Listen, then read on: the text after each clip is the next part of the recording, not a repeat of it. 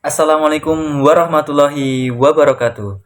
Bersama saya Dava Wahyu Artianto Adha dari kelas kecil E berbicara retorik. Pada kesempatan kali ini, saya akan mempraktikkan pidato persuasif. Menurut data dari Kementerian Agama Republik Indonesia, tercatat bahwa sebesar 66% itu seorang muslim yang melakukan literasi Al-Quran atau bisa disebut dengan membaca Al-Quran, di mana sisanya adalah sebesar 34% itu ternyata orang-orang yang tidak membaca Al-Quran. Itu artinya angka 34% ini sangat besar dibandingkan dengan jumlah populasi yang ada. Menurut data dari Badan Pusat Statistik, itu tercatat bahwa total populasi di Indonesia itu 284 juta penduduk. Sementara 87% itu merupakan populasi yang beragama Islam. Artinya, angka 34% ini sangat besar bagi umat Islam. Mengingat Indonesia sendiri juga merupakan agama Islam terbesar kedua di dunia. Hasil survei dari Kementerian Agama Republik Indonesia menyebutkan atau tercatat bahwa 11% dari 10.347 responden ternyata tidak memiliki Al-Quran di rumah. Ironisnya, sebesar 354 juta itu terdapat perangkat handphone yang aktif. Ini menjadi tanda bahwa perhatian kepada Al-Quran itu masih kurang, sementara perhatian terhadap gadget, gawai itu sangat besar. Padahal Al-Quran ini sangat penting untuk pedoman hidup, untuk pegangan hidup sebagai seorang muslim. Di mana Allah firmankan di dalam Al-Quran, surah Al-Ankabut, ayat 45, itu yang berbunyi, bacalah apa yang telah diwahyukan kepadamu, yaitu Al-Quran, dan dirikanlah sholat. Dan di dalam hadis riwayat Muslim juga Nabi SAW bersabda bahwa sebaik-baik kalian adalah yang belajar Al-Quran dan mengajarkannya. Itu artinya Al-Quran ini sangat penting bagi seorang muslim sebagai pegangan hidup, sebagai pedoman hidup. Bagaimana Al-Quran ini bisa memberikan fadilah, keutamaan atau manfaat bagi kita? Itu yang pertama, untuk mendekatkan diri kepada Allah Subhanahu wa taala. Kita berinteraksi dengan Allah, mempererat hubungan dengan Allah, Tuhan kita, Tuhan yang telah menciptakan kita, itu dengan Al-Quran. Di mana di dalam Al-Quran itu merupakan kalimat-kalimat dari Tuhan.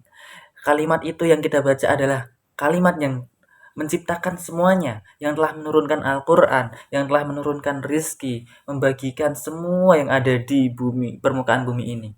Artinya, kalau kita mau membaca kalimat dari Tuhan, itu bacalah Al-Quran. Maka hubungan kita dengan Tuhan akan semakin dekat. Kemudian yang kedua adalah untuk membentuk karakter, membentuk diri kita agar menjadi pribadi yang lebih baik, agar menjadi pribadi yang memiliki arah dan tujuan yang jelas.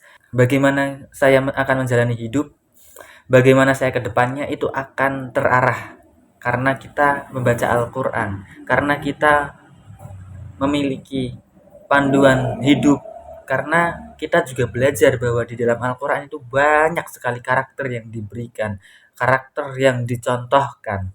Itu kita bisa mengambil karakter-karakter yang baik dan menghindari karakter-karakter yang buruk.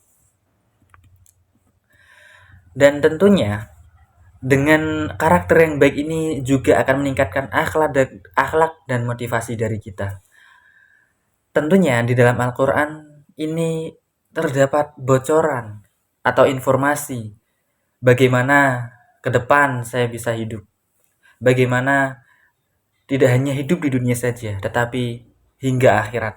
Maka semuanya sudah dibocorkan di dalam Al-Quran.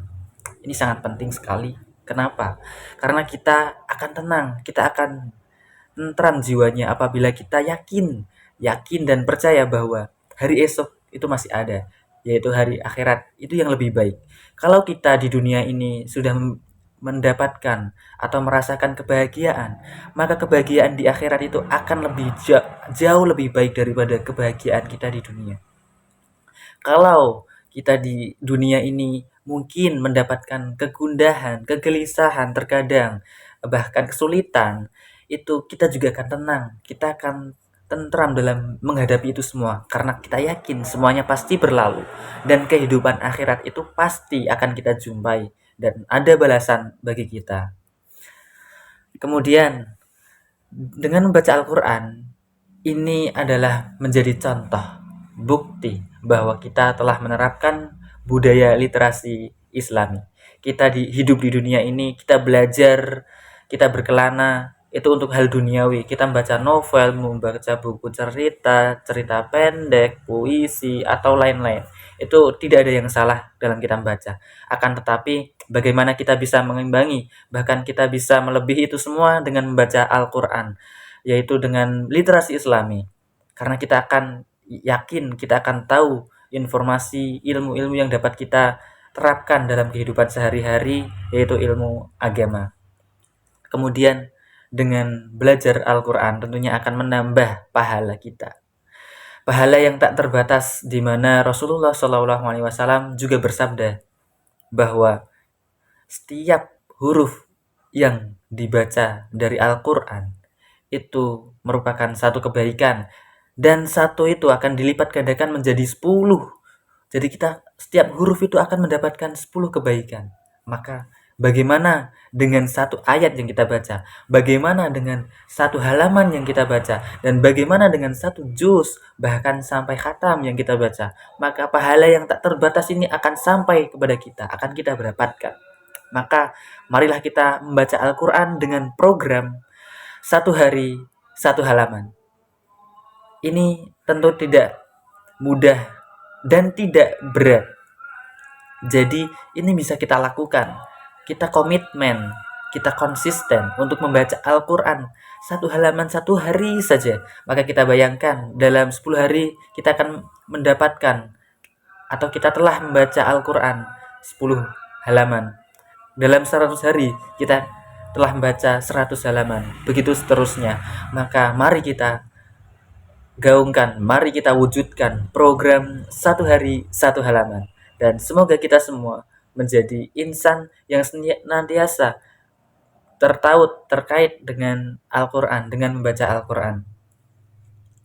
Saya, Dava Wahyu Artianto Adha, mengajak kepada teman-teman semuanya untuk mari kita membudayakan literasi Islami dengan membaca Al-Quran, dan semoga dengan itu semua akan memberikan manfaat dan akan memberikan syafaat bagi kita semua.